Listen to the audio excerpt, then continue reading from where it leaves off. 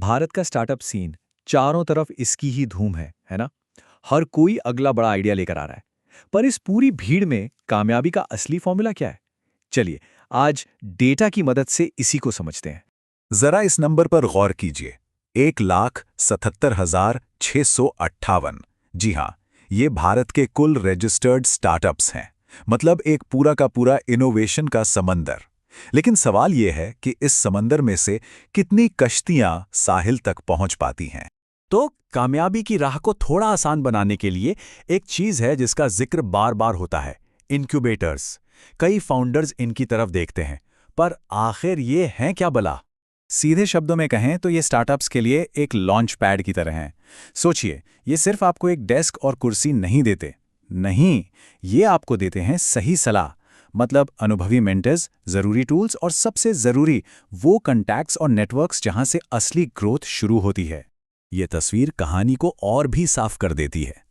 देखिए, स्टार्टअप्स की दुनिया कितनी बड़ी है और उसमें से कितना छोटा सा हिस्सा है जिससे ये सपोर्ट मिल पाता है। 90% से भी ज़्यादा स्टार्टअप्स तो अपने दम पर ही चल रहे हैं, बिना किसी इंक्यूबेटर के सहारे, और ज़्यादातर को तो कोई बाहरी फंडिंग तक नहीं मिलती। तो आंकड़ा ये है कि करीब 7%, सिर्फ 7% स्टार्टअप्स को ही इंक्यूबेटर का साथ मिलता है। पर ऐसा क्यों है? क्या ये हमेशा से ऐसा ही था? चलिए जरा वक्त में पीछे चलकर देखते हैं कि ये इंक्यूबेटर्स आए कहां से। तो बात करते हैं इंक्यूबेटर बूम की।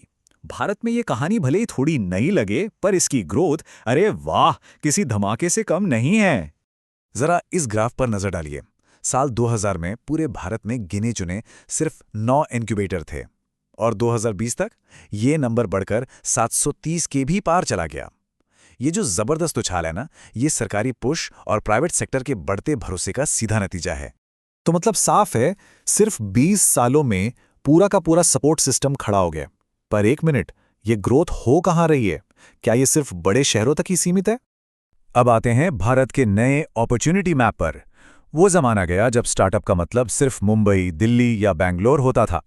अब तो खेल बदल गया है और अवसरों का एक बिल्कुल नया नक्शा तैयार हो रहा है। इस मैप को देखिए जरा। हाँ, बिल्कुल सही। कर्नाटक और महाराष्ट्र जैसे बड़े स्टेट्स में तो डार्क शेड दिख ही रहा है। मतलब यहाँ बहुत सारे इंक्यूबेटर्स हैं। लेकिन जो दिलचस्प बात है वो ये कि गुजरात, तमिलनाडु और तो और केरला में भी काफी एक्शन हो रहा है। और हाँ, इसमें कोई सरप्राइज नहीं है कि बैंगलोर जैसे टियर 1 शहर इस रेस में सबसे आगे हैं। भाई, भारत की सिलिकॉन वैली जो कहते हैं, यहाँ आपको हर तरह के इंक्यूबेटर मिलेंगे, एकेडमिक, इंडस्ट्रियल, पब्लिक, सब कुछ। लेकिन असली और मजेदार कहानी तो टियर 2 शहरों की है। गुजरात और कर्नाटक जैसी जगहों पर एक नया जबरदस्त माहौल बन रहा है। ये इस बात का पक्का सबूत है कि इनोवेशन अब सिर्फ कुछ चुनिंदा शहरों की जागीर नहीं रहा। तो सवाल यह है कि नए उभरते सेंटर्स को पावर कौन दे रहा है? जवाब है एकेडमिक इंक्यूबेटर्स, मतलब वो जो यूनिवर्सिटीज और कॉलेजों से जुड़े हैं। टियर 2 और 3 शहरों में तो 65% से ज्यादा इंक्यूबेटर्स यही हैं। इससे पता चलता है कि हमारे कॉलेज टैलेंट को तराशने में कितना बड़ा रोल निभा रहे हैं। तो ठीक है, अब तक हमने देखा कि इंक्यूबेटर्स बढ़ रहे हैं, फैल रहे हैं, सब बढ़िया है। पर सबसे बड़ा $1 मिलियन सवाल तो अब आता है, क्या इससे कोई फायदा भी होता है? क्या ये सच में एक स्टार्टअप की किस्मत बदल सकते हैं?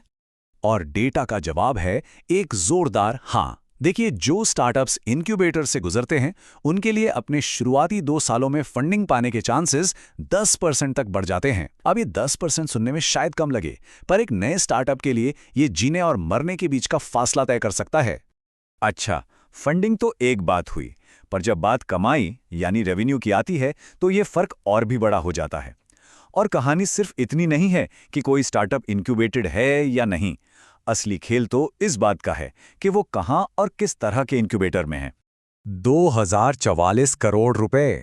जरा सोचिए, ये सिर्फ 100 स्टार्टअप्स का एवरेज सालाना रेवेन्यू है। वो स्टार्टअप्स जो टियर 1 शहरों के एकेडमिक इंक्यूबेटर से निकले हैं।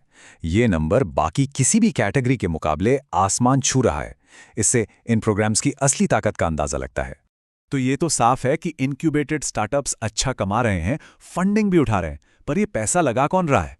चलिए अब जरा इनक्यूबेटेड और नॉन इनक्यूबेटेड स्टार्टअप्स के इन्वेस्टर्स की प्रोफाइल में झांक कर देखते हैं। जरा इन 2 तस्वीरों को साथ साथ देखिए। एक तरफ हैं इनक्यूबेटेड स्टार्टअप्स, जहां आपको वेंचर कैपिटलिस्ट यानी वीसीज और सरकारी फंड्स का एक अच्छा खासा कॉम्बिनेशन दिखेगा। और दूसरी तरफ जो स्टार्टअप्स अकेले चल रहे हैं उनकी कहानी बिल्कुल अलग है। तो देखिए, 53% से ज्यादा इंक्यूबेटेड स्टार्टअप्स को वीसीज का पैसा मिलता है। ये इस बात का सबूत है कि बड़े इन्वेस्टर्स को उनके ग्रोथ पोटेंशियल पर पूरा भरोसा है। वहीं दूसरी तरफ लगभग 72% नॉन इंक्यूबेटेड स्टार्टअप्स कर्जे यानी डेट फाइनेंसिंग पर टिके हैं। मतलब वो थोड़ा सेफ गेम खेल रहे हैं। तो कुल मिलाकर कहानी ये है कि इनक्यूबेटर सिर्फ एक सपोर्ट सिस्टम से कहीं बढ़कर हैं।